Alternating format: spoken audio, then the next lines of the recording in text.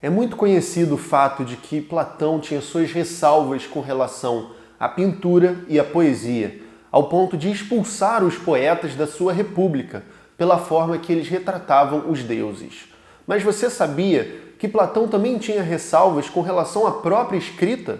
Vamos falar sobre isso nesse vídeo.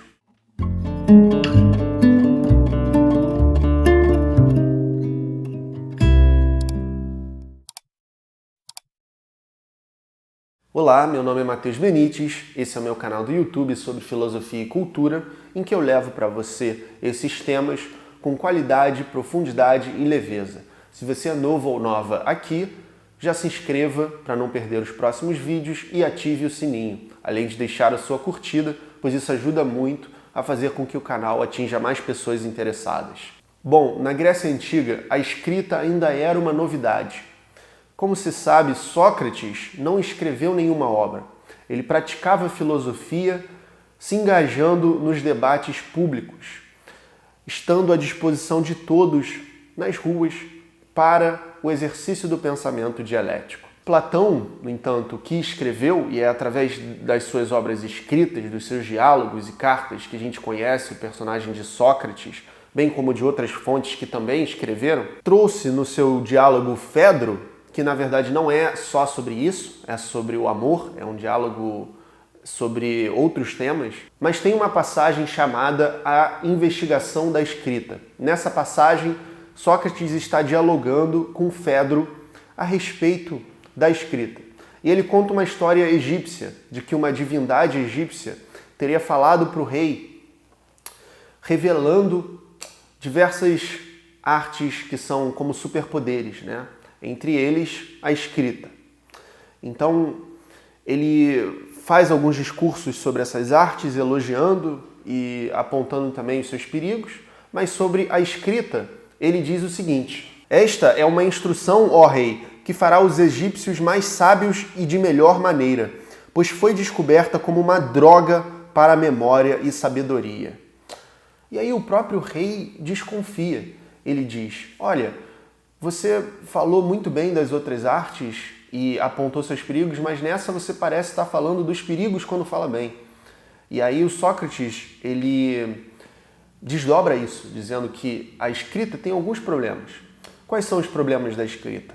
O primeiro problema é que, por justamente ser uma droga para a memória, é também um descuido com a memória, porque a gente escreve e não precisa mais lembrar. E a tradição da oralidade era muito forte na Grécia Antiga. As pessoas memorizavam a Ilíada, memorizavam a Odisseia, e com a escrita, esse trabalho não é mais imprescindível. Isso promove um esquecimento. Um outro problema da escrita é que o texto é a letra morta, não é o pensamento vivo. Então, você escreve e vai ficar daquela forma, com aquelas palavras para sempre, para todos os tempos, para todos os leitores.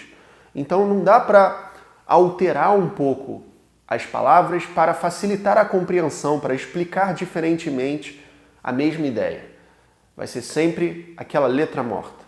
E pensando ainda, um terceiro problema para a escrita é que não dá para você adaptar o texto para diferentes leitores, para diferentes interlocutores, porque as pessoas têm níveis de instrução diferentes, as pessoas têm inteligências diferentes.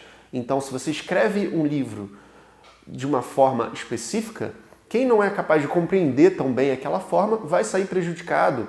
E ao passo que no discurso oral você pode sempre, como um professor, alterar a sua didática para facilitar a compreensão de uma ideia. Sócrates diz para Fedro: pois há algo de terrível na escrita, Fedro, e que se assemelha realmente à pintura, pois os produtos desta estão postos como seres vivos, mas, ao interrogá-los sobre algo, mantém-se em silêncio solene. Ou seja, a escrita é um simulacro da realidade, é um simulacro do pensamento.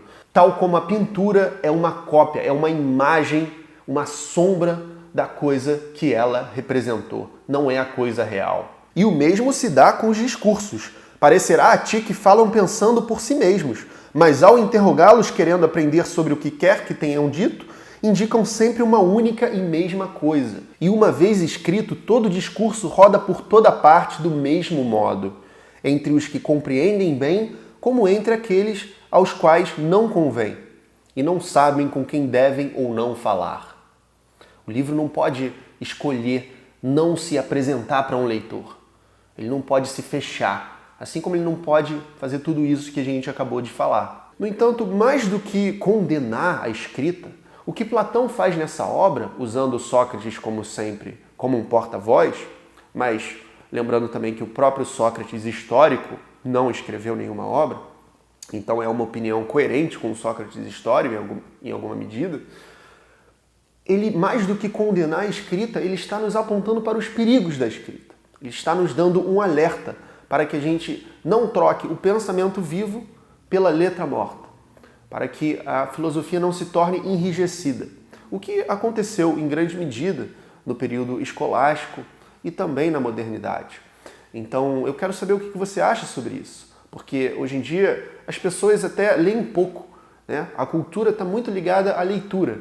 E o livro, como dizia o Descartes, é uma maneira da gente conversar com as melhores mentes de outras épocas.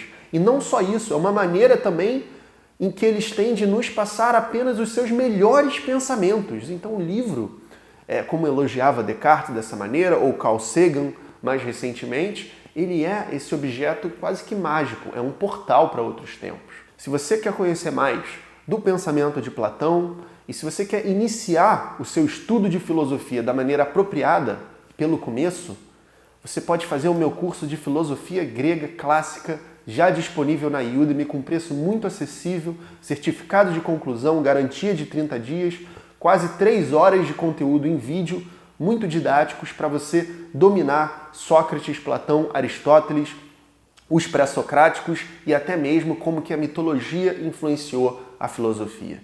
Então clique agora no link da descrição e garanta o curso com 20% de desconto. Uma promoção por tempo limitado. Aproveite e tome a iniciativa de garantir a sua educação filosófica do jeito certo, organizado e apropriado com esse curso. A gente se vê lá.